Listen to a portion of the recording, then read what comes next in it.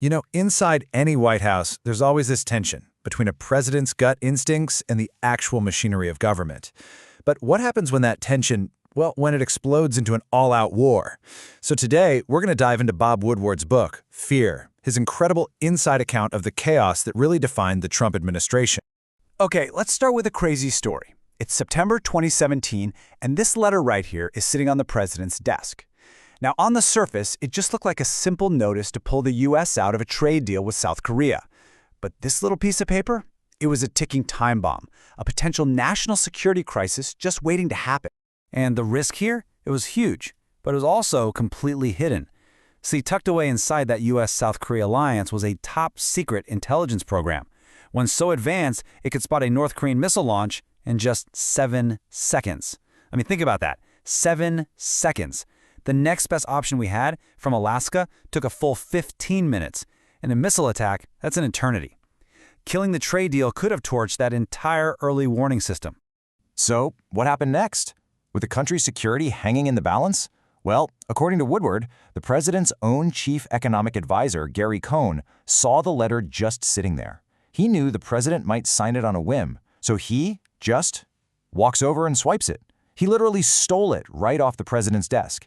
He hid it away, basically betting that the president would just forget about it. His reasoning? He had to protect the country from the president himself. And you know, this incredible story of a top aide stealing a letter, it wasn't a one-off thing.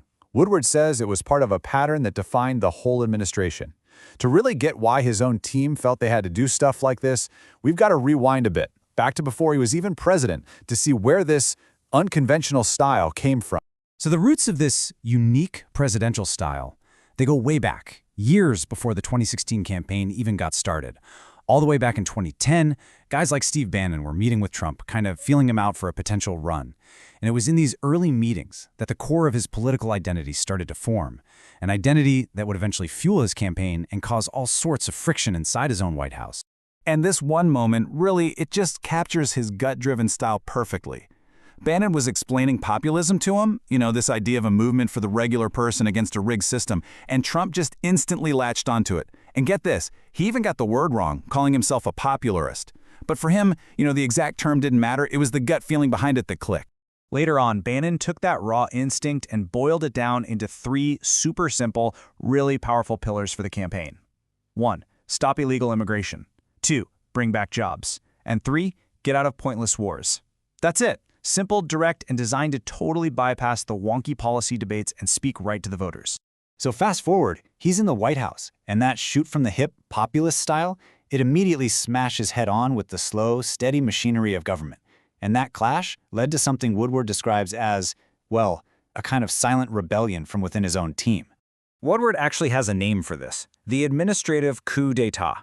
Now, this wasn't some kind of formal secret plot. It was more like an unspoken agreement among senior aides, people like Gary Cohn and the staff secretary Rob Porter, to quietly block or derail any presidential orders they thought were genuinely dangerous for the country.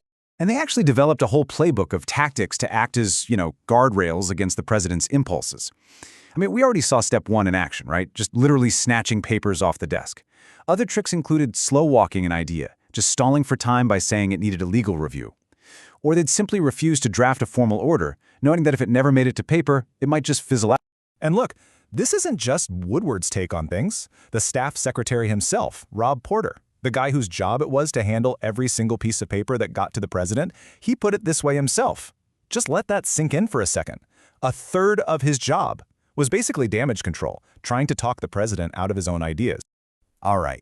So how did this whole guardrail system actually work when things got real? Let's look at a few key moments where this internal struggle really came to a head. This picture of Reince Priebus, the first chief of staff, just captures the whole vibe Woodward describes, doesn't it? That constant state of anxiety, just waiting outside the Oval Office, bracing for whatever's coming next. And Priebus himself had a pretty wild way of describing the staff dynamics. He didn't see it as a team of rivals. He said the White House was a zoo without walls, just filled with predators. And that was the arena where these massive policy battles were being fought. Okay, let's take Charlottesville. After the president made his now famous many sides comment, his staff just went into full-on crisis mode. They were begging him to come out and clearly condemn the neo-Nazis. The pushback from inside was so strong that Gary Cohn, yep, him again, actually drafted a letter of resignation. Or how about the chemical attack in Syria? According to Woodward, the president's reaction was just pure, raw emotion. He reportedly said, "Let's fucking kill him. Let's go in." He wanted to assassinate the Syrian dictator. His national security team, led by Secretary of Defense James Mattis, basically took all that rage, contained it, and channeled it into a much more limited, conventional military response, a targeted missile strike on one airfield. And this tension over national security, it was pretty much a constant thing. The president was always questioning why the U.S. had troops stationed in places like South Korea. It got so bad that after one particularly heated meeting, the Secretary of State himself, Rex Tillerson, was reportedly overheard by other staff calling the president, well, a fucking moron.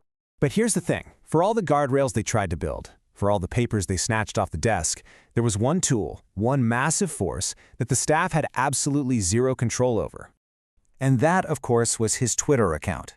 It was his direct, completely unfiltered pipeline to the world. He saw it as his megaphone, telling his aides this wasn't just some side thing. It was how he got elected. It was who he was. And he didn't just tweet randomly. He treated it almost like a science. Woodward reports that he'd get his staff to print out any tweet that got over 200,000 likes so he could literally study them, figuring out which phrases and which attacks worked best. You can imagine his staff was terrified by this. They'd warn him, "Sir, a single tweet about North Korea could literally start a war."